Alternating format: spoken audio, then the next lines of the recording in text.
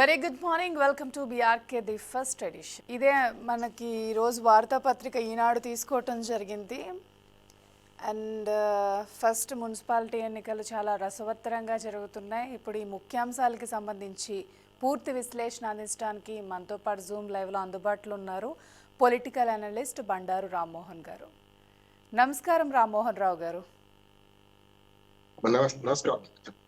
రామ్మోహన్ రావు గారు, తెలంగాణ వ్యాప్తంగా చూసుకున్నట్లయితే మున్సిపాలిటీ ఎన్నికలు రసవత్తరంగా సాగాయి.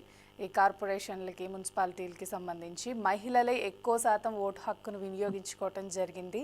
ముందుగా చూసుకున్నట్లయితే మనం ఎక్కువ పురుషులే ఓటేసేవారు, కానీ ఈ మధ్య కాలంలో ఏంటంటే మహిళలే ఎక్కువ ఆధిక్యాన్ని చాటుకుంటున్నారు ఎవరైతే పాలనా అధికారులను ఎన్నుకోవటంలో. ఈ అంశాన్ని ఏ విధంగా చూడవచ్చు అంటారు? మీకు అట్లాగే బీఆర్కే న్యూస్ ప్రేక్షకులు నమస్కారం. నిన్నంతా ఓట్ల పండుగ జరిగింది. ఓట్ల పండుగ అంటున్నారు అంటే మహిళల పురుషుల అని కానీ మొత్తం మీద అందరూ ఓటు హక్కు వినియోగించుకున్నారు. మహిళలు కూడా చైతన్యం పెరిగింది. మొదటి నుంచి మహిళలు ఓటు ఎక్కువ వేస్తున్నారు. మొదటి చూస్తే 52 జనరల్ ఎలక్షన్స్ నుంచి ఇప్పటిదాకా చూస్తే మెల్లమెల్లగా చైతన్యం పెరిగి ఇప్పుడు అందరూ ఓటేస్తున్నారు. గతంలో మీరు అన్నట్టే మొదట్లో ఎన్నికల్లో పురుషులు ఎక్కువ మంది ఓటేసేవారు, స్త్రీలను బయటకు పంపించేవాళ్ళు కాదు. ఇప్పుడు అట్లా కాదు. వీళ్ళే ముందుంటే మీరు ప్యూలో నిలబడితే నేను ఎలక్షన్ వాచ్ లో ఉన్నాను.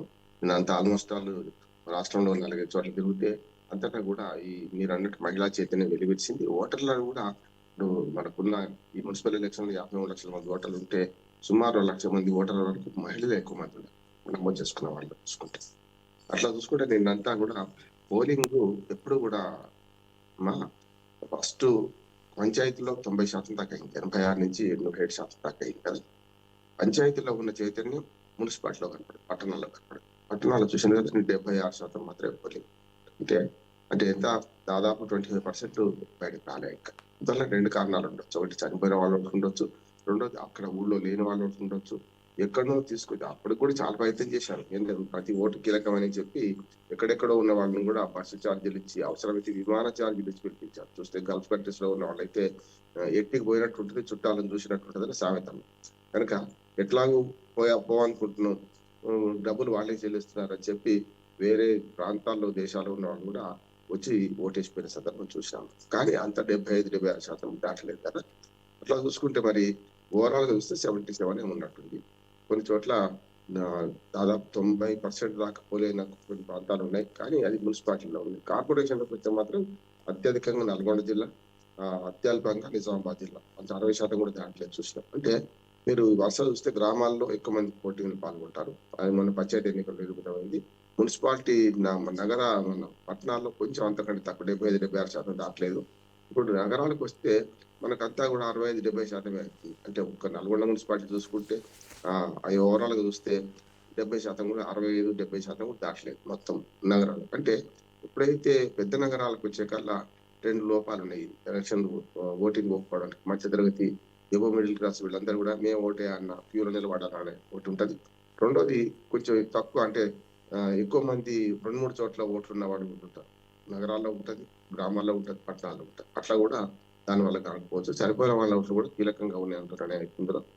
దీనివల్ల నగరాల్లో ఇంకా తక్కువ ఉంటాయి. అంటే ఈ మొత్తం నిన్న చూస్తే మాకు డబ్బులు ఇవ్వలేదు అనే ఒక ధర్నాలు చేసిన సందర్భం దమ్మికుంట మండలం మరి మన పరకాల మన వరంగల్, మన హన్మకొండ జిల్లా పరకాలలో కూడా ఈ ఉండటం జరిగింది. చూసినాం. నాకు గోల్డ్ కాయిన్స్ పంచలేదని, డబ్బులు ఇవ్వలేదని, మేమే అన్యాయం చేసినామని కొందరు నాగనివాసం తిరగబడే సందర్భం చూసినాం. అంటే నిన్న నాకు బాగా విషాదకరమైన సన్నివేశం ఏంటంటే ప్రజాస్వామ్యం నమ్ముకుంటున్నామా అమ్ముకుంటున్నామా. అంటే చాలా మంది అసలు 100కి గతంలో 20% 30% డబ్బులు ఓట్లు అమ్ముకునేవాడు. ఇప్పుడు అట్లా లేదు. 100కి 70% పైన అమ్ముకుంటున్నారు. ఇంకా 75% అనొచ్చు ఘోరంగా చెప్పాలంటే. ఎవరైనా మా ఇంటికి రాకండి, ఓటు అమ్ముకోమని ఓటు పెట్టాలి తప్ప ఆల్మోస్ట్ ఆ లోపాయికారిగా నాకు హిపోక్రసీ ఎట్లా ఉంటదంటే నేను తీసుకోలేదని చెప్పి ఎవరు గట్టిగా చెప్పలేకపోతున్నారంటే అర్థం చేసుకోవచ్చు. అంటే వాళ్ళు తెలిసిన వాడు తెలుసు కదా, వీళ్ళు ప్రకటన చేసిన ఇచ్చిన వాడు తెలుసు. డబ్బులు తీసుకోకుండా ఓటేసే శాతం తక్కువ అవుతుంది. దాంతో ఏంటంటే వాళ్ళ తప్పు కూడా వచ్చిన దానికి వచ్చిందే కట్టం అనుకుంటారు వాళ్ళు.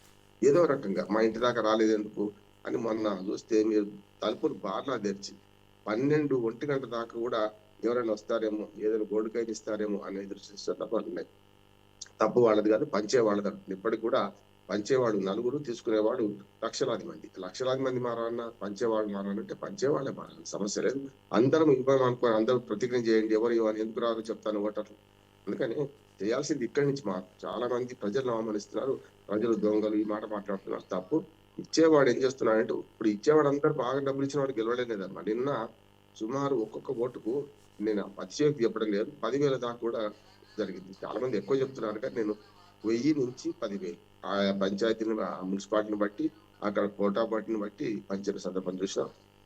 ఏరులై మద్యము మన డబ్బు ఏరులై పారింది. ఇంకోటి మనకు మాంసం కూడా అట్లా మద్య మాంసాలేమో వారం రోజులు నిన్న నిన్న మొన్న అంటే నిన్న పొద్దున కూడా పంచిన సందర్భం చూసాం కదా. నేను కొన్ని చోట్ల డబ్బులు పట్టుకున్న సందర్భం చూసాం. ఒక అభ్యర్థి డబ్బులు వదిలేసి పారిపోయిన సందర్భం చూసినాం. ప్రజాస్వామ్యం నమ్ముకుంటున్నామా ప్రజలు ఆలోచించాలి. అంతకంటే ముందు నాయకులు ఆలోచించాలి. డబ్బులు పంచకపోయినా సరే అందరం పంచకుండా ఉంటే ఎవరో ఒక్కరమే గెలుస్తాం. అందరూ గెలవరు కదా, ఎంత డబ్బులు పంచినా కూడా. కనుక తక్కువ ఓటర్లు ఉన్న చోట ఎక్కువ జరిగింది పంపిణీ, ఎక్కువ ఓటర్లు ఉన్న తక్కువ జరిగింది పంపిణీ. కానీ అందరూ పంచారు. తిలాపాపం తలా పెట్టుకోడు. కాబట్టి 1, 2, 3 ఇప్పుడు రిజల్ట్స్ వచ్చే దాంట్లో ఎట్లుందో ఇక్కడ కూడా పంచడంలో కూడా ఒక పార్టీ బాగా పంచింది, ఒక పార్టీ మధ్యస్థంగా వచ్చింది, ఇంకో పార్టీ ఇంకా తక్కువ మంచిది. పంచకుండా ఎవరు ఉండలేదు అనుకున్నాను. చూద్దాం ఇంకా. రామ్మోహన్ రావు గారు, ఇంకొక ముఖ్యాంశం చూసుకున్నట్లయితే అమెరికాకు లొంగిపోయారు, సిగ్గుగా అనిపించట్లేదా అనేసి అంటున్నారు. కీలక వ్యాఖ్యలు చేయటం జరిగింది రాహుల్ గాంధీ. రైతు ప్రయోజనాల పరిరక్షణలో రాజీ పడ్డారు అంటున్నారు. అలాగే వాణిజ్య ఒప్పందాలపై రాహుల్ గాంధీ నిప్పులు చెరగటం జరిగింది. అలాగే ఇప్పుడు అధికారంలో ఉన్న బీజేపీ పార్టీకి సంబంధించి దేశాన్ని అమ్మింది కాంగ్రెసే అంటున్నారు నిర్మలా గారు. అసలు ఈ ముఖ్యాంశాన్ని ఏ విధంగా చూడొచ్చు అంటారు? ఒకరి మీద ఒకరు ఆరోపణలు చేసుకుంటున్నారు అని అనుకోవాలంటారా? ఒకటేమో ఇప్పటిదాకా గత 4-5 రోజులుగా పార్లమెంట్ సమావేశాల్లో ప్రతిష్టం ఏర్పడింది. ఈ మాత్రం ఆరోపణ ప్రత్యారోపణ అయినా సరే కానీ నిన్న సజావు జరుగుతుంది. వాయిదాలు పడుతున్నాయి, సజావు జరుగుతుంది. ఇంతకు ముందు అంటే 2 రోజులు 3-4 ముందే మనకు స్పీకర్ ఓం బిర్లా మీద అవిశ్వాస తీర్మానం ప్రవేశపెట్టారు. దానికోసమైన సంతకాలు సేకరణ చేశారు కనుక ప్రస్తుతం మన శాశ్వత స్పీకర్ ఎవరైతే ఉన్నారు ఓం బిర్లా గారు, నేను ఈ అవిశ్వాస తీర్మాన సంగతి తేలేదాకా నేను సభకు అధ్యక్షత వహించాలని చెప్పి వారు ఇంటి దగ్గర ఉన్నారు. ఇప్పుడు బ్యాలెన్స్ స్పీకర్స్ మాత్రమే చేస్తున్నారు. దీనివల్ల కొంత వరకు చెప్పాలంటే ఆయన మీద ఉన్న కోపం అంతా పోయింది కదా, ఇప్పుడు ఉన్నది చేయాల్సింది. ఇప్పుడు వీరు చేసే ఏంటంటే మొన్నటిదాకా అది పుస్తకం నరవణి పుస్తకం మీద చర్చ నడిచింది. దాని మీద అనుమతించేది లేదన్నారు. దాంతో పాటు ప్రధానమంత్రి స్పీకర్ వెనుక నక్కి దాక్కుంటున్నారు, తప్పించుకుంటున్నారు అని ప్రతిపక్షాల వేడి ఆరోపణలు మొన్నటిదాకా పూర్తిగా ఒక 10 నిమిషాలు కూడా సభ సజావుగా జరగలేదు. నిన్న మొన్న ఆందోళన జరుగుతున్నా సరే నిన్నైతే సభ జరగడం మంచిది అంటారు. జరిగింది. ఇక మీరు అన్న వస్తుంది 2 రకాలుగా ఉన్నాయి. ఒకటేమో ప్రభుత్వం వివరణిస్తుంది ఏంటంటే అమెరికాతో మేము ఒప్పందం తెచ్చుకుని మాట్లాడించమే అందరికి బహిరంగ రహస్యమే కదా, అందులో వ్యవసాయ ఉత్పత్తులను దిగుమతి మీద మేము అడ్డంకులు పెట్టాం, సమస్య లేదు, అదే గట్టిగా మీరు పేపర్ మీద ఎందుకు పెట్టలేదు అని పార్లమెంట్ సాక్షిగా అబద్ధాలు చెప్తున్నారని చెప్పి ప్రతిపక్షాలు అంటున్నాయి. కాకపోతే అమ్మలేదా అంటే ఇప్పుడు ఏమైతుంది, ధ్వంసుంటా అంటే ధ్వంసుంటా. నరవణి పుస్తకం బయటకు వచ్చినప్పుడు మీ మీద కూడా చాలా పుస్తకాలు నెహ్రూ కుటుంబం మీద నెహ్రూ కుటుంబం మీద పెద్ద ఎత్తున దుమ్మెత్తిపోసిన సందర్భం అధికార పక్షం చేస్తుంది. ఇటుపక్క మోడీ మీద దుమ్మెచ్చిపోసే ప్రయత్నం వీళ్ళు చేస్తున్నారు. రాజ్నాథ్ సింగ్ మీద కానీ మోడీ మీద కానీ. ఇప్పుడు ఏదైతే అమెరికాతో ఒప్పందం తెచ్చుకున్న దాంట్లో చాలా వరకు అమెరికా ఏది చెప్తే మీరు అది దానికి వెనుకపోయిందో సమస్య లేదు, రష్యా మనకు మంచి మిత్రుడు, రష్యాను దూరం చేసుకుంటున్నారు అనుకుంటూనే ఈ వ్యవసాయ ఉత్పత్తుల మీద పెద్ద వివాదం జరుగుతుంది. ఎందుకంటే మొన్న పీయూష్ గోయల్ ఇది మన వాణిజ్య శాఖ మంత్రి స్పష్టం చేశారు ఏంటంటే మేము వ్యవసాయ ఉత్పత్తుల విషయంలో ముఖ్యంగా డైరీ ఉత్పత్తుల విషయంలో మేము ఎక్కడ రాజీ పడలేదు అని ఆయన. అది ఒప్పందంలో లేదు కదా అంటే అన్ని ఒప్పందాలు రాసి ఉండవు కదా, ఎక్కడ రాసి ఉంటే రాసి ఉండవు, అందుకనే మేము బేసిక్ గా స్థూలంగా మా పాలసీ అది అని చెప్పి అంటున్నారు. దాని మీద వీళ్ళు నమ్మడం లేదు. కనుక ప్రభుత్వం ఏం చేయాలంటే దీని ఒప్పందాన్ని పూర్తి స్థాయిలో బహిరంగపరచాలి, పార్లమెంట్ సాక్షిగా ఒక నోటు కూడా ఇవ్వచ్చు అంటున్నారు. అంటే మాటలు చెప్పడం కంటే నోటిస్తే రేపు పొద్దున ఏమైనా తప్పు జరిగితే పార్లమెంట్ ధిక్కారం కిందకి వస్తుంది, సభ హక్కుల ఉల్లంఘన కిందకి వస్తుంది, సభలో తప్పుదారి పట్టించినట్టు అవుతుంది. కానీ మొత్తం మీద ఏంటంటే ఆవేశంగా అయినా సరే కొన్ని విషయాలు ఆయన బయటపెట్టే ప్రయత్నం చేస్తున్నారు రాహుల్ గాంధీ మద్దతు కూడా 99 మంది ఎంపీలు ఉన్నారు. వాళ్ళ పార్టీ వాళ్ళే, అది కాక 240 మంది వరకు ప్రతిపక్ష ఎంపీలు అందరు కలిసి ఉన్నారు. అంటే ఈసారి పోటాపోటీ వాదన జరగడానికి మంచి అవకాశం అంటారు. ఇప్పుడు కూడా పార్లమెంట్ సాక్షిగా చట్టసభలు ఏవైనా సరే చర్చలు రచ్చ కాకుండా ఉంటే బాగుంటది. కానీ నిన్న చాలా సేపు అటుపక్క రాహుల్ గాంధీ మాట్లాడుతున్నప్పుడు వీళ్ళు అనడం, వీళ్ళు మాట్లాడుతున్నప్పుడు అటుపక్క అనడం చూస్తున్నాం మనం. ఏదైనా సరే మొత్తం మీద చర్చగా జరగకుండా అలా నిజానిజాలు బయట పెట్టాల్సిన అవసరం పార్లమెంట్ సాక్షిగా ఉన్నది. అమెరికాతో ఒప్పందం కుదుర్చుకోవడంలో కొంత నష్టం ఉన్నది కాదట్లేదు. ఉదాహరణకు పత్తి పోయినసారి దిగుమతి చేసుకుంటే ఆ మాకు చాలా మంది రైతులు మన దగ్గర రూ. 8,110 మద్దతు ధర ఉంటే 5,000కు 6,000కి ఆర్టిక్ పావుసరి అమ్ముకోవాల్సి వచ్చింది. ఇప్పుడు వాళ్ళ ఆరబడింది ప్రతిపక్షాన్ని మొక్కజొన్న అట్లానే కారణం చాలా ఎక్కువ పడుతుంది అక్కడ. మన దగ్గర పాల ఉత్పత్తులు కనుక దిగుమతి వస్తే మన పని అయిపోయినట్టే, మొత్తం పాడి రైతులంతా నష్టపోతారు. ఇట్లాంటి ఆరోపణలు, ఇట్లాంటి ఆందోళనలు ఉన్నాయి. ఈ ఆందోళనలకు తగిన సమాధానం చెప్పాల్సిన బాధ్యత మాత్రం కేంద్ర ప్రభుత్వాన్ని. రామ్మోహన్ రావు గారు, ఇంకొక ముఖ్యాంశంతో చూసుకున్నట్లయితే నిన్న అసెంబ్లీ సమావేశాలు ప్రారంభం అవటం జరిగింది. గవర్నర్ ప్రసంగం స్టార్ట్ చేయగానే వైసీపీ ఎమ్మెల్యేలు వాకౌట్ చేసేశారు. అసలు ఈ ముఖ్యాంశాన్ని ఏ విధంగా చూడొచ్చు అంటారు? ఆంధ్రప్రదేశ్లో మొత్తం మీద ఆంధ్రప్రదేశ్ అసెంబ్లీకి సాక్షిగా నిన్న మొట్టమొదటి రోజు సమావేశమైంది. మనం అనుకుంటుంది మొన్నటి అనుకుంటుంటే వీళ్ళు హాజరవుతారా లేరా అంటే హాజరవుతారని మొన్ననే బొత్స సత్యనారాయణ గారు ప్రకటించారు కూడా. ఈసారి హాజరవడానికి ప్రత్యేకమైన కారణం ఉన్నది. ఎందుకంటే అయ్యన్న పాత్రుడు గారు క్లియర్ గా చెప్పేది ఏంటంటే ఈసారి కనుక అంటే 60 రోజులు కనుక దాటి అంటే ఏది అసెంబ్లీ సమావేశాలు జరుగుతున్న క్రమంలో ఇప్పటిదాకా 20 నెలలు అయిపోయింది అసెంబ్లీ ఏర్పడి. మొదటి రోజు వచ్చారు జగన్. ఆ తర్వాత మిగతా వాళ్ళందరూ దొంగంగా సంతకాలు పెట్టుకొని వెళ్ళిపోతున్నారు అనే మాట వస్తున్నది. మిగతా మొత్తం 11 మంది ఎమ్మెల్యేలు ప్రతిపక్షానికి ఎన్నికయ్యారు వైసీపీకి. 11లో జగన్మోహన్ రెడ్డి గారు మాత్రం క్లియర్ గా ఆ మొదటి రోజు వస్తే ఇప్పటిదాకా రాలేదు. కనుక వరుసగా 60 రోజులు కనుక సమావేశానికి హాజరు కాకపోతే నిబంధనలు అడ్వకేట్ చెప్తున్నాను. నిబంధనలు ఏమన్నాయంటే మీరు ఎందుకు రాకపోతున్నారు అనే సంగతి చెప్పాలి. ఉదాహరణకి పెద్ద ఆపరేషన్ అయిందమ్మా, 5వ సంవత్సరం బెడ్ రిటర్న్ అయింది, మనిషి అవుతున్నాడు కదా, అటువంటి సభ్యత్వం పోదు. వాళ్ళు ఏం చేయాల్సి వస్తుంది? స్పీకర్ కు అనుమతి తీసుకోవాలి. స్పీకర్ అయ్యా నేను బెడ్ రిటర్న్ అయ్యాను, నేను ఇంట్లో ఉంటున్నా, రాలేకపోతున్నా అని చెప్పి తీసుకోవాలి. అనుమతి తీసుకోకుండా వరుసగా 60 రోజులు దాటి అంటే ఉదాహరణకు వరుసగా సమావేశాలు జరగవు. ఒకసారి 10 రోజులు, ఒకసారి 5 రోజులు, 2 బడ్జెట్ సమావేశాలు జరిగినాయి. 2024లో వాటిని కలిపితే తాత్కాలిక బడ్జెట్ ప్రవేశపెట్టారు. తర్వాత 2025లో శాశ్వత బడ్జెట్ ప్రవేశపెట్టారు. మొన్నటి ఇప్పుడు మళ్ళీ బడ్జెట్ 2026లో బడ్జెట్ సమావేశాలు జరుగుతున్నాయి. కనుక మొత్తం కలిసి 60 రోజులు కనుక హాజరు కాకపోతే వరుసగా అంటే అన్ని కలుపుకొని అప్పుడు సభ్యత్వం పోతుందని బెదిరింపు పెట్టారు. నిజంగానే పోతుంది కూడా. కనుక ఒకవేళ ఉన్న 11 మంది పోతే కష్టం కదా, ఉన్నొక్క మెతుకు గంజిలో పోతే కష్టం అని సాగుతున్నది. కానీ 11 మంది అన్నట్టు వెయిట్ వేస్తే కష్టం కదా అని చెప్పి లెక్క పెట్టుకున్నారు. 55 రోజులు 59 రోజులు అవుతుంది కనుక నిన్న హాజరు కాకపోతే తప్పనిసరి సభ్యత్వం పోయేది. కనుక ఆ భయంతో వీళ్ళందరూ హాజరై ఏం చేశారు? మొన్న మొదటి రోజు కూడా జగన్మోహన్ రెడ్డి గారు నేను ప్రతిపక్ష నాయకుడిని, నాకు ఇట్నుంచే కావాలి అని చెప్పి గతంలో కోరితే అప్పటికి ప్రతిపక్ష నాయకులు వేరే ఏర్పాటు చేసి రప్పించారు మొదటి రోజు. అప్పుడే అసెంబ్లీ మొట్టమొదటి సమావేశాలు ఎన్నికైన కొత్తలో. కానీ అట్లా కాదు, నాకు ప్రతిపక్ష హోదా ఇవ్వాలని అని డిమాండ్ చేస్తున్నారు. నేనేమంటున్నాను, సాంప్రదాయాలు మాత్రమే ఉన్నాయి. ప్రతిపక్ష హోదా అనేది ఎక్కడ చట్టంలో లేదు, మన రాజ్యాంగంలో ఎక్కడ రాసి లేదు. గతంలో 52 కానీ తర్వాత సుమారు 67 వరకు కూడా మనకి ఇందిరాగాంధీ గారు ప్రధానమంత్రి అయ్యేదాకా కూడా చాలా వరకు ఈ సాంప్రదాయాన్ని పాటించేది ఏంటంటే ఎవరు 10 మంది ఉన్నా 20 మంది ఉన్నా ప్రతిపక్షమని గౌరవించారు. ప్రతిపక్ష స్థానం ఇవ్వడం అంటే ఆ ప్రతిపక్ష హోదా అంటే క్యాబినెట్ హోదా ఉంటుంది కనుక అది ఇచ్చే ప్రయత్నం చేశారు. అయితే అంతకుముందు అది కూడా లేకుండే, క్యాబినెట్ హోదా లేకుండే, ప్రతిపక్షాన్ని మాట్లాడించేవారు. కానీ ఎప్పుడైతే ఇందిరాగాంధీ హయాంలో ప్రతిపక్ష హోదా కావాలంటే 10% స్పీకర్లు పాటించారు. ఎప్పుడు కూడా అది చట్టం లేదు, కానీ 10% అన్న ఎమ్మెల్యేలు కానీ ఎంపీలు కానీ చట్టసభలు ఎన్నికైతే అప్పుడు ప్రతిపక్ష హోదా ఇచ్చేవాళ్ళు. ప్రధాన నాయకుడు అయితే సభకు ఇటుపక్క ప్రతిపక్ష నాయకుడిగా హోదా కల్పించేవాడు, క్యాబినెట్ హోదా ఉండేది. అది మాకు కావాలంటున్నాడు జగన్మోహన్ రెడ్డి. ఏమంటున్నాడంటే గతంలో ఇవ్వలేదా, మరి ఇప్పుడు ఎందుకు ఆ సాంప్రదాయం మాత్రం గౌరవించాలా, చట్టం లేదు కదా అని అంటున్నాడు. సమస్య లేదు, మీరు 11 మంది ఏమున్నది, 11 మంది మీరు మాట్లాడండి, ఎవరొద్దంటారు, అంత ఆ సంఖ్యకు తగ్గట్టుగానే మీకు ఇస్తామని. ప్రతిపక్ష హోదా దక్కినా కూడా ఆ సంఖ్యకు తగ్గట్టుగానే ఇస్తారు, పెద్దగా అవకాశం లేదు. 164 మంది ఇటు పక్కున్నారు, 11 మంది అటు పక్కున్నారు, కనుక సమస్య లేదంటున్నారు. కానీ ఆయన ప్రతిపక్ష హోదా కంటే క్యాబినెట్ హోదా కోసం ఎక్కువ పోతుందని మనకు అర్థమవుతుంది. అని నిన్న కూడా ఆ ప్లకార్డు పట్టుకోవడం, వచ్చి లోపల కూర్చోవడం, 1 నిమిషం ఉండి వెళ్ళిపోయినట్టు. ఇక మళ్ళీ ఒక 60 రోజుల దాకా ఇబ్బంది దోకలేదు, రేపటి నుంచి రారు మళ్ళీ. అందుకని ఇవాళ నుంచి రావాలంటున్నాను. నేను ఒక్కనాడు వచ్చారు, అది రాజకీయంగా చేస్తున్నారు.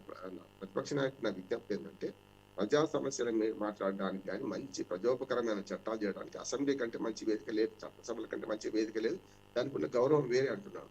ఇప్పటికైనా రాజకీయ విభేదాలు పక్కన పెట్టి మాకు ఒక ఎమ్మెల్యేగా పిలుస్తారా, ఎమ్మెల్యేగా ట్రీట్ చేస్తారా, మిగతా అన్ని నియోజకవర్గాల గురించి ఎవరు మాట్లాడారని వైసీపీ నాయకులు నిన్న ప్రెస్ మాట్లాడుతున్నారు. మాట్లాడొద్దని ఎవరు అంటారు కదా. తక్కువ టైం దొరుకుతుంది, ప్రతిపక్ష హోదా అనేది క్యాబినెట్ హోదా దక్కదు మీకు, అంతే తప్ప ఇంకోటి ఏం లేదు కదా అని ఇటుపక్క వీళ్ళు విమర్శిస్తున్నారు. ఏవైనా సరే మాకు ప్రతిపక్ష హోదా ఇస్తే వస్తాము అంటే మాత్రం ప్రజలు ఇచ్చిన తీర్పును కట్టుబడి ఉండాల్సి వస్తుంది.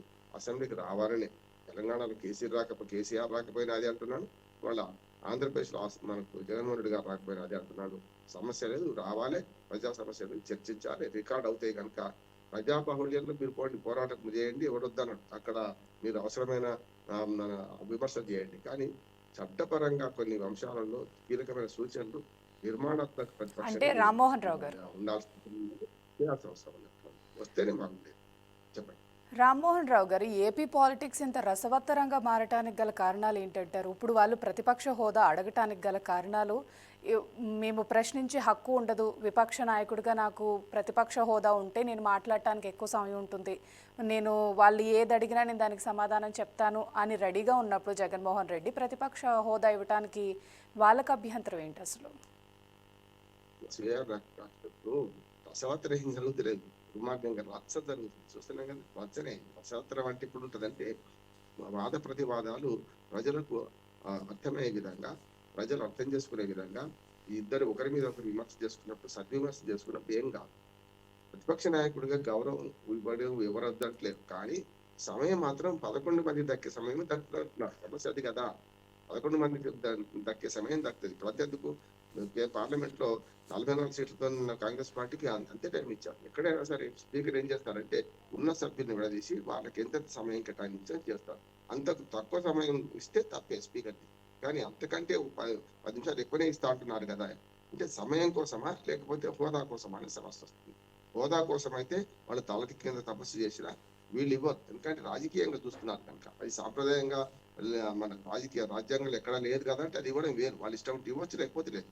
కానీ దీన్ని ఆసరా చేసుకొని మొత్తం ఏం బహిష్కరిస్తామంటే చెరువు మీద అలిగినట్టే. చెరువు అసెంబ్లీ అంటే చెరువు, దాని మీద అలిగితే ఏమవుతుంది, ప్రజా సమస్యలు ప్రస్తావన ఉండకుండా పోతుంది కదా. మీరు ప్రెస్సుల్లో మీడియాలో లేకపోతే ఊరేగింపు తీసుకోను మీరు ఎంత అరిచిగి పెట్టినా అసెంబ్లీ రికార్డులకి అయితే ఎక్కదు, అది బయట ఎక్కుతుండొచ్చు. కనుక ఇప్పటికి నేను ఏమంటా అంటే ప్రతిపక్ష హోదా ఇస్తారు ఇవ్వరు అనేది అక్కడి అధికార పక్షం లేకపోతే స్పీకర్ నిర్ణయం అంటున్నాను. ఆ స్పీకర్ నిర్ణయాన్ని గౌరవించవలసిందే, సమస్య లేదు. స్పీకర్ మీకు వ్యతిరేకం చేయొచ్చు, కానీ 4 సమస్యలను ప్రస్తావించడానికి వేదిక ఎందుకు తీసుకోవడం లేదు అంటున్నాడు. గతంలో కూడా ఇది జరిగింది, వాళ్ళ కొత్త కాదు. చంద్రబాబు నాయుడు గారు కూడా రాలేదు. అయితే ఇప్పుడు ఇంకోటి ఏం చేశారంటే వీళ్ళు ఎప్పుడైతే మీరు సంతకాలు పెట్టి దొంగ దాకా వచ్చి సంతకాలు పెట్టి వెళ్ళిపోతున్నారు, అట్లా కాకుండా డిజిటల్ సిగ్నేచర్ పెట్టారు. అంటే ప్రత్యేకంగా రావాలి, వాళ్ళు తంబు పెట్టాల్సిందే, చేయాల్సిందే అని పెట్టారు. దానివల్ల పదవి పోతాయని భయంతో ఎప్పుడైనా సంతకాలు చేరిపేశారో ఇవన్నీ రేపు ఆరోపణలు వస్తాయి కనుక తంబు అయితే తప్పు చేయదు కదా, కనుక వేలిముద్ర వేసే డిజిటల్ సిగ్నల్స్ పెట్టాలని చెప్పి పెట్టిన తర్వాతనే వీళ్ళు దానికి వచ్చారంటున్నారు. మరి వాళ్ళు ఇస్తారా చూద్దాం, అనుకుంటున్నాను నేను, వస్తే మంచిది. రామ్మోహన్ రావు గారు, ఇంకొక ముఖ్యాంశం చూసుకున్నట్లయితే గ్రూప్ 1 మూల్యాంకనంలో అక్రమాలపై సిట్, రాష్ట్రానికి వెలుపల ఉన్న ఫోరెన్సిక్ ల్యాబ్ నిపుణుల సహకారం తీసుకోండి అంటున్నారు. జవాబు పత్రాలు తారుమారు చేశారో లేదో తేల్చి చెప్పండి అంటున్నారు. మార్చి 16లోపు నివేదిక ఇవ్వాలని సిట్కు హైకోర్టు సృష్టీకరణ చేసింది. ఈ ముఖ్యాంశాన్ని ఏ విధంగా చూడొచ్చు అంటారంటే? హైకోర్టు స్పష్టత చేసింది కరెక్ట్, ఎందుకంటే ఇప్పుడు ఉద్యోగుల జీవితాలు అక్కడ నోటిఫికేషన్లు ఉద్యోగాలు ఎవరి మీద ప్రభావం చూపెడతాయి. చాలా కష్టపడి పరీక్షలు రాసిన తర్వాత ఉండేవి 10ల సంఖ్యలో ఉద్యోగాలు, 100ల సంఖ్యలో 1000ల సంఖ్యలో అస్సలు లేదు. ఈ 10లో 100ల సంఖ్యలో ఉద్యోగాలకు అభ్యర్థులు ఎన్నో రోజులుగా ఎదురు చూసి ఏది అయిపోతున్న భయంతో పరీక్షలు రాసి చూస్తే ఆ పరీక్షలలో రిజల్ట్ రాకుండా ఇట్లాగే కోర్టుల చుట్టూ తిరిగితే ఎవరికైనా బాధ అనిపిస్తుంది కదా. అందుకని హైకోర్టు స్పష్టం చేసింది, సిట్ వేయండి, ఏం జరిగిందో చెప్పండి, మీరు ఆరోపణలు ప్రత్యారోపణలు చేసుకోకుండా ఆఫ్ చేయండి అనేది మంచిది. కాబట్టి ఉద్యోగుల ఆశల మీద నీళ్లు చల్లకుండా వీలైనంత త్వరగా ఈ సిట్ ఏర్పాటు చేయాలి హైకోర్టు ఆదేశాల మేరకు. దాంతోపాటు సరైన విచారణ జరిపి ఏం జరిగిందో రిపోర్ట్ ఇస్తే దాన్ని బట్టి కోర్టు తీర్పు చెప్తుంది. మనకు తెలంగాణలో చూసినాం కదా, మనం చాలా రోజుల తర్వాత మంచి చెడు రద్దు చేయకుండా నియామక పత్రాలు ఇచ్చేయమని చెప్పి, కనుక ఓట్ల చుట్టూ తిరిగి నిరుద్యోగుల ఆశపై నీళ్లు చల్లకుండా వాళ్ళ ఆశలు ఇంకా అడియాశలు కాకుండా ఉండాలంటే సాధ్యం పరీక్ష నిర్వహణ సరిగా లేదు. నా ఉద్దేశం ఏంటంటే ఏ ఉద్యోగానికైనా పరీక్ష నిర్వహణ ఎట్లా ఉండాలంటే అది ఓవరాల్ నాలెడ్జ్ ఉండాలి కానీ కేవలం సంబంధం లేని విషయాలు అనుకుంటూ ఇప్పుడు ఇట్లా పరీక్ష పేపర్లు లీక్ చేయడం ఇవన్నీ కాకుండా సొంతంగా ఏదైతే ఏ ఉద్యోగానికైతే వాళ్ళ పరీక్షలు వస్తుందో దానికి సంబంధించిన అంశాలు ఎక్కువ ఉండాలి. ఉంటాయి కాదంటలేదు. కానీ ప్రపంచ విజ్ఞానం అంతా తెలుసుకొని క్యాప్సూల్ లాగా పోయి ఆ ప్రశ్నకు జవాబు రాసి వస్తే వాళ్ళకి ఉద్యోగాలు అంటే ఎలా మాట. ఇప్పుడు నైపుణ్యం ముఖ్యం. నైపుణ్యం లేకుండా ఉద్యోగాలు ఉండవు కూడా. అందుకని ప్రభుత్వ ఉద్యోగాలు మెల్లమెల్లగా తక్కువ అవుతున్నాయి. ఉండవు. రేపు ఆర్టిఫిషియల్ ఇంటెలిజెన్స్ వచ్చిన తర్వాత చూస్తున్నాం కదా ప్రైవేట్ కంపెనీలే వేలకు వేల మంది 10,000 మంది గూగుల్ వాళ్ళు మొన్న ఉద్యోగాలు పీక్ పడేశారు. ఒకటే నోటీస్ లేకుండా వితౌట్ రేపటి రాకండి అన్నారు. రేపొద్దున ప్రభుత్వంలో కూడా జరిగే అవకాశం ఉంటుంది కనుక ప్రభుత్వ రంగంలో ఉద్యోగాలు తక్కువ ఉంటాయి. ఇవి ఉండాల్సిందే. అడ్మినిస్ట్రేషన్ లో ఎప్పుడు కూడా వందల సంఖ్యలో వేల సంఖ్యలో ఉద్యోగాలు ఉంటాయి కాదు. హెల్త్, ఎడ్యుకేషన్, పోలీస్ ఈ మూడిట్లలో తప్పనిసరి ఉద్యోగాలు ఉంటాయి. ఎడ్యుకేషన్ అయితే మెల్లమెల్ల అది కూడా తక్కువ అవుతుంది. 1:17 ఉన్నారు ఇప్పుడు అక్కడ మనకు ఆంధ్రప్రదేశ్ లో చూసుకుంటే పిల్లల సంఖ్యకు టీచర్ల సంఖ్యకు కనుక ఎడ్యుకేషన్ లో కూడా పెద్దగా ఇప్పుడు అవకాశాలు లేకుండా అయినాయి కనుక మెల్లమెల్లగా ప్రభుత్వ ఉద్యోగాలు కాకుండా యువత కూడా మరి ఈ ప్రభుత్వ ఉద్యోగాలు నమ్ముకోకుండా ఇతర నైపుణ్యాలు పెంచుకుంటే ఇప్పుడు క్వాంటమ్ వ్యాలీ వస్తున్నది మనకు నైపుణ్య అభివృద్ధి కోసం అనేక పథకాలు ఆంధ్రప్రదేశ్ ప్రభుత్వం ప్రవేశపెట్టింది. అవి చేసుకుంటే మంచిది అనుకుంటున్నాను. కేవలం ప్రభుత్వ ఉద్యోగాల మీద ఆశ పెట్టుకోదు యువత అంటున్నారు.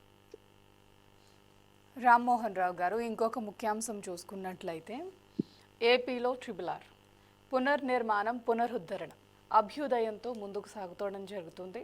క్వాంటమ్ కంప్యూటింగ్తో అమరావతిలో కొత్త అధ్యయనం ప్రారంభమవటం జరిగింది. అలాగే 175 నియోజకవర్గాల్లో MSME పార్కుల కార్యాచరణ, అలాగే సామాజిక భద్రత సాధికారితతోనే నిజమైన పునరుద్ధరణ.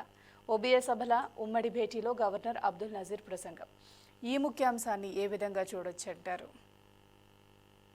నిన్న ఆంధ్రప్రదేశ్ రాష్ట్ర అసెంబ్లీ సమావేశాలు ప్రారంభమైంది. ఆనవాయితీ ఏంటంటే ఇప్పుడు కేంద్రంలో అయితే రాష్ట్రపతి పార్లమెంట్ లో ఉభయ సభలు ఉద్దేశించి మాట్లాడతారు. నిన్న కూడా గవర్నర్ గా ఉభయ సభలు అంటే ఇక్కడ విధాన మండలి విధానసభ ఉంది, ఇద్దరిని ఉద్దేశించి మాట్లాడారు.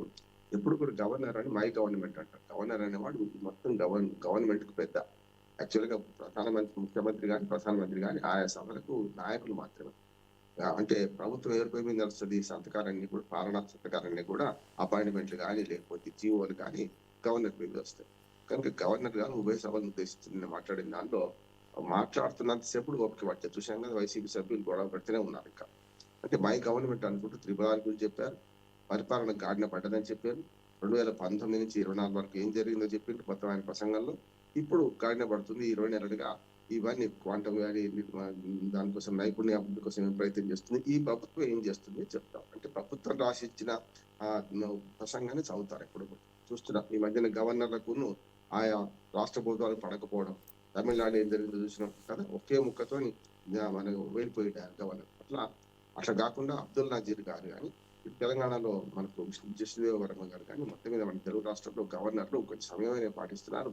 ఎక్కడ మన అధికార పక్షానికి వ్యతిరేకంగా లేరు ఇక్కడ కూడా. కాంగ్రెస్ బీజేపీ ఉండి కూడా కనుక సమస్యలు నిన్న ఆయన ఏదైతే ప్రసంగం మొత్తం విన్నా నేను ప్రసంగంలో ఈ ప్రభుత్వం ఏం చేస్తుంది ముందు అనే దాని మీద మాట్లాడారు.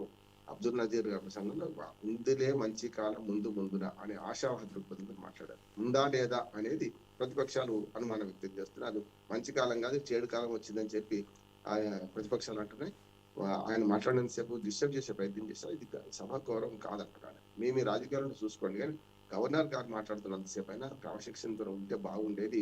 గవర్నర్ ప్రసంగం చేసుకుంటూనే పోతున్నారు, చదువుకుంటూనే పోతున్నారు. ఇటు పక్క ప్రతిపక్ష మన ఎమ్మెల్యేలు ఇంక్లూడింగ్ జగన్మోహన్ రెడ్డి గారితో వాళ్ళ అక్కడే వాళ్ళ సీట్ల దగ్గర నిలబడి వ్యక్తం చేస్తూ చాలా గందరగోళం సృష్టించారు. నిన్న ఒక్కనాడైనా సభను సజావుగా జరుపుకుంటే బాగుండేది అనిపించింది. రేపటి ఇవాళ గందరగోళం జరుగుతుందా, మళ్ళీ వస్తారా రారా ఇవన్నీ ఉన్నాయి. కానీ గవర్నర్ గారి ప్రసంగాన్ని అయితే నేను అభినందిస్తున్నాను. ఆయన ప్రభుత్వం రాసిచ్చిన ప్రసంగాన్ని శ్రద్ధగా చదివారు. ఈ తర్వాత దీని మీద ఈ చర్చలు ఉపచర్చలు అట్లాంటి బడ్జెట్ కూడా ప్రవేశపెడతారు. మార్చి 9 దాకా ఈ సమావేశాలు జరుగుతాయి అంటున్నారు. ఈ మొదటి విడత సమావేశాల్లో సెలవులు బాగా వచ్చినాయి. చాలా మధ్యాహ్నం సెలవులు కూడా వస్తున్నాయి. మళ్ళీ బడ్జెట్ ప్రవేశపెట్టిన తర్వాత దీని మీద బడ్జెట్ మీద చర్చ ఉంటుంది. చూద్దాం ఏం జరుగుతుంది. ఈ అమరావతి పునరుద్ధరణని ఏ విధంగా చూడొచ్చండి? మంచిదే కదా. అమరావతి రాజధానిని ఇప్పుడు పోలవరం 2027 లోపల పూర్తి చేస్తామని చెప్పి నేను గవర్నర్ గారి ప్రసంగంలో ఉన్నది. దాంతోపాటు అమరావతికి ఇంకొక 7 గ్రామాలు తీసుకున్నారు. మూడో విడత కూడా ల్యాండ్ పూలింగ్ ఉందంటున్నారు. ఇంత భూమి ఎందుకని పక్క ప్రశ్నిస్తున్నారు. రేపు రేపు అవసరాల కోసం ఉండాలి కదా! లేకపోతే కష్టం కదా! ఇప్పుడు సేకరించకపోతే మళ్ళీ చాలా ఆఫీసులు గాని, లేకపోతే రేపు చాలా సంస్థలు, కేంద్ర ప్రభుత్వ రంగ సంస్థలు గాని, రాష్ట్ర ప్రభుత్వం పెట్టేది గాని, పరిశ్రమలు గాని వీటన్నిటికి మళ్ళీ స్థలం దొరకదు కాదని వీళ్ళు అంటున్నారు. కాకపోతే 5,000 ఎకరాలు సరిపోద్ది కాదని ఇప్పుడు జగన్మోహన్ రెడ్డి గారు మాట్లాడుతున్నారు. అప్పుడు అసెంబ్లీ సాక్షిగా ఏం మాట్లాడిండు ఆయన? అప్పుడు 33,000 ఎకరాలు సేకరిస్తానికి సరిపోదు అన్నారు. ఇప్పుడు మెల్లగా ప్రభుత్వ లక్ష్యం 1,00,000 ఎకరాలకు లక్ష్యం అనే ఒక మాట వస్తున్నది. అంటే ప్రభుత్వం సేకరించిన భూమి కాకుండా ల్యాండ్ పూలింగ్ ద్వారా కాకుండా ప్రభుత్వ భూములు కలుపుకొని ఇప్పటికి 50,000 ఎకరాలు అయింది. ఇంకా ఇంకో 16,000 ఎకరాలు ఇప్పుడు సేకరిస్తున్నారు ఈ 7 గ్రామాల ద్వారా. అది పోతే 75,000 ఎకరాలకు వస్తుంది. ప్రభుత్వేతర భూములు కలిపితే ఈ 25,000 ఎకరాలే కదా, 1,00,000 ఎకరాలకు లక్ష్యం పెట్టుకొని చేస్తున్నారు. 1,00,000 ఎకరాలు అవసరం లేదని ప్రతిపక్షం అంటుంది. వీళ్ళేమో మెల్లగా ల్యాండ్ పూలింగ్ ద్వారా మనకు ప్రణాళికబద్ధమైన నగరాన్ని నిర్మిద్దామని వీళ్ళు అంటున్నారు. అమరావతి నగరం నిర్మించాల్సిందే, కాదంటలేదు ఎవరు. కానీ 1,00,000 ఎకరాలు అవసరమా లేదా అనేది ఒక చర్చ. దాని మీద అయితే ఇప్పటికైతే 2వ విడత నోటిఫికేషన్ అయింది. మొన్నటి అమరావతి రాజధాని గురించి ఇంకొక మాట కూడా చెప్పాలి. పార్లమెంట్ లో కూడా మొన్నంతా చంద్రబాబు నాయుడు గారు ఢిల్లీలో మారథాన్ నిర్వహించినట్లయితే 7 కేంద్ర మంత్రులను 7 గంటల్లో కలిసారు. గంటకో మంత్రిని చొప్పున కలిసి వచ్చారు. అందులో ప్రధానమైన అంశం మీద చర్చకు వచ్చింది ఏంటంటే, ఇప్పుడు పార్లమెంట్ సాక్షిగా మనకు ఈ అమరావతి రాజధాని పక్క ఇదే ఉంటుంది అని ఒక నోటిఫికేషన్ కేంద్ర ప్రభుత్వం విడుదల చేయాలని కోరుతున్నారు. నిజం సమంజసమే. అంటే ఇప్పుడు గతంలో కదా పిచ్చి తూగుల పరిపాలన లాగా రాజధాని ఢిల్లీ నుంచి ఔరంగాబాద్ ని ఢిల్లీకి మార్చినట్టు కాకుండా ఇక్కడ రాజధాని రేపొద్దున మళ్ళీ ఇంకో పాలకుడు వచ్చి అమరావతి రాజధాని కాదు తూచాలని అనుకోండి, మళ్ళీ మొదటికి వస్తుంది కదా. అమరావతి ప్రశానమైన సందర్భం చూసినాం కనుక ఇప్పటికైనా అమరావతి రాజధానిగా ఉంటుంది అని కేంద్రం నోటిఫికేషన్ ఇష్యూ చేస్తే మేము నమ్మి భూములు ఇస్తామని 2వ విడత వైకుంఠాపురం అట్లాగే ఒక 7-8 గ్రామాల వాళ్ళు అదే అంటున్నారు. మిగతా రైతులు కూడా అదే కోరుతున్నారు. కనుక అమరావతి రాజధాని నిర్మాణం ఒక్కరోజు జరిగేది కాదు. నగరం ఒకటే రోజు నిర్మాణం కాలేదు, అవుతుంది. కానీ మొదలు భూమి ఉండాలి కదా, క్షేత్రస్థాయిలో భూమి ఉండాలి కదా అని చెప్పి వీళ్ళు అంటున్నారు. కనుక అమరావతి రాజధాని పూర్తి కావాలి, పోలవరం పూర్తి కావాలి, రామాయపట్నం, దుగ్గరాజపట్నం పోర్టును పూర్తి చేయాలి. కడప ఉక్కు కర్మాగారం మర్చిపోయినట్టే అనిపిస్తుంది నాకు. కనుక కనీసం ఈ 4-5 విభజన చట్టంలో ఉన్న అంశాలు కానీ ఈ అభివృద్ధి కోసం కేంద్ర ప్రభుత్వం ఇచ్చే సాయంగాన్ని పెంచి మొత్తం మీద అభివృద్ధి జరిగితే మంచిదే. పొద్దుంది పొలం ఉంది అనే ముచ్చట్లేదు. ఒక 3 ఏళ్లే ఉంది ఇంకా ప్రభుత్వం ఉండేది. ఈ 3 ఏళ్లలో ఏం చేస్తారనేది వీళ్ళు ఆలోచన చేయాలి. ప్రతిపక్షం కూడా 3 ఏళ్ల తర్వాత మేము అధికారంలోకి ఎట్లా రావాలంటే నిర్మాణాత్మక ప్రతిపక్షం ఎట్లా ఉండాలి, 11 మళ్ళా 111 ఎట్లా చేసుకోవాలంటే వాళ్ళు ఆలోచిస్తే మంచిది అంటున్నారు. రామ్మోహన్ రావు గారు, ఇంకొక ముఖ్యాంశం చూసుకున్నట్లయితే రాష్ట్రంలో ఏఐ లివింగ్ ల్యాబ్స్ అంటున్నారు. అలాగే ప్రతి కుటుంబంలోనూ ఒకరికి కృత్రిమ మేధలో శిక్షణ అందించాలంటున్నారు. అలాగే ఉపాధ్యాయులకు ఉచిత ఏఐ టీచింగ్ కిట్స్, తిరుపతిలో రాష్ట్ర డేటా సెంటర్కు డిజాస్టర్ రికవరీ సెంటర్ ఏర్పాటు చేయాలంటున్నారు. రాష్ట్రంలో సాంకేతిక విప్లవం తీసుకురావడానికి ఏపీ ఏఐ లివింగ్ ల్యాబ్స్ ఏర్పాటునకు మంత్రిమండలి ఆమోదం తెలపడం జరిగింది. బుధవారం సచివాలయంలో సీఎం చంద్రబాబు నేతృత్వంలో కేబినెట్ సమావేశం జరిగింది కదండి. ఈ సందర్భంగా 20 ప్రతిపాదనలకు ఆమోదం తెలిపారు. ముఖ్యంగా ఏఐ లివింగ్ ల్యాబ్స్ ప్రాజెక్ట్ నిర్వహణ కోసం అమరావతి కేంద్రంగా ఏఐ లివింగ్ ల్యాబ్స్ ఫౌండేషన్ అనే లాభాపేక్ష లేని కంపెనీ ఏర్పాటుకు అనుమతి ఇచ్చింది. అసలు ఈ ముఖ్యాంశాన్ని ఏ విధంగా చూడొచ్చంటారు రామ్మోహన్ రావు గారు? మా స్వీయ మనకి ఏంటంటే నిన్న 2 ఒకటి మంత్రివర్గ సమావేశం జరిగింది, అట్లాగే బిఎస్సి మీటింగ్ కూడా జరిగింది. బిజినెస్ అడ్వైజరీ కమిటీ మీటింగ్ అంటారు. అదేమో ఈ సభ ఎట్లా జరగాలి, ఎన్ని రోజులు జరగాలి, దీనిలో విధి విధానాలు ఏంటి కొంచెం క్యాలెండర్ రూపొందించుకుంటాం. ఉన్న సభను ఎట్లా ఈ 10 రోజుల 15 రోజులు జరిగే క్రమంలో సెలవులు పోగా మన ఈ మొత్తం షెడ్యూల్ క్యాలెండర్ కంప్లీట్ చేసుకున్నాం. అట్లాగే నేను మంత్రివర్గ సమావేశంలో ఈ 3-4 అంశాలు చాలా ముఖ్యమైనవి అంటున్నాను. ఎందుకంటే ప్రపంచం అంతా ఆర్టిఫిషియల్ ఇంటెలిజెన్స్ వైపు వస్తుంది కదా. పోయే క్రమంలో నిన్న కూడా ఆర్టిఫిషియల్ ఇంటెలిజెన్స్ విషయాలు కొత్తగా కొన్ని నిబంధనలు కూడా పెట్టారు. ఇప్పటిదాకా ఏం జరుగుతుందంటే, ఇప్పుడు క్లోనింగ్ లాగా, ఇప్పుడు వరంగా చెప్పారంటే మార్ఫింగ్, రకరకాలుగా ఆర్టిఫిషియల్ ఇంటెలిజెన్స్ ద్వారా ఉన్నది లేనట్టు లేనిది ఉన్నట్టు నమ్మిస్తున్నాం, చూస్తున్నాం కదా. నేను కావాలని మొన్న మెస్సీ వస్తే మెస్సీతో నేను ఫోటో దిగినట్టు పెట్టాను. అది ఇట్లా సాధ్యమైతే చెప్పేటంటే ప్రపంచం తెలపడం కోసం. ఇవాళ కూడా ఏం చేస్తున్నారంటే అవసరం లేని అద్భుత కల్పనలు ఏదో వస్తున్నాయి కనుక ఏఐలో ఒక నిజాయితీ పాటించాలి, ఏఐలో నైతిక విలువలు పాటించాలని దానికి వస్తున్న క్రమంలో ఆర్టిఫిషియల్ ఇంటెలిజెన్స్ నైపుణ్యం పెంచుకుంటే తప్పక ఉద్యోగాలు ఉంటాయి. చాలాసార్లు కంప్యూటర్ వస్తే ఉద్యోగాలు పోతే అని గతంలో పోలే కదా. ఇవాళ సాఫ్ట్వేర్ రంగంలో ప్రపంచంలో మన భారతదేశం ప్రథమంగా ఉంది. అమెరికా పోయేవాళ్ళు మన దగ్గర వాళ్ళు చాలా మంది కూర్చున్నారు.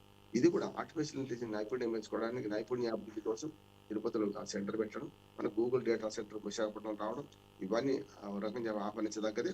వీటిలో ఇంకొక మాట కూడా చెప్పాలి మనం. ఎంత నైపుణ్యం పెంచుకుంటే అంత ఉద్యోగాలు వస్తాయి. ఇప్పుడు సమస్య ఏంది, చాలా సార్లు నేను ఈ మన జాబ్ మేళాలకు వెళ్తుంటాను. ఒక మోటివేటర్‌గా, ఒక మెంటర్‌గా. వెళ్తున్న సందర్భం చూస్తే మనకు ఇటుపక్క ఉద్యోగాలు ఉన్నాయి. చేసేవాళ్ళు తక్కువ మంది వస్తున్నారు. కానీ రైట్ వాళ్ళకి తగ్గ రామ్మోహన్ రావు ఉద్యోగాలు గారు. వీళ్ళ దగ్గర నైపుణ్యం వాళ్ళ దగ్గర లేదు. కానీ నైపుణ్యాభివృద్ధిలో ఆర్టిఫిషియల్ ఇంటెలిజెన్స్ కీలక పాత్ర వహిస్తది. ఇది ఆంధ్రప్రదేశ్‌లో ఆ ప్రయత్నం చేయడం అభినందించాల్సిన అవసరం ఉంది. Thank you Rammohan Rao garu. Thank you so much. ఇది ఇవాల్టిది first edition. Keep watching BRK news Telugu సత్తా.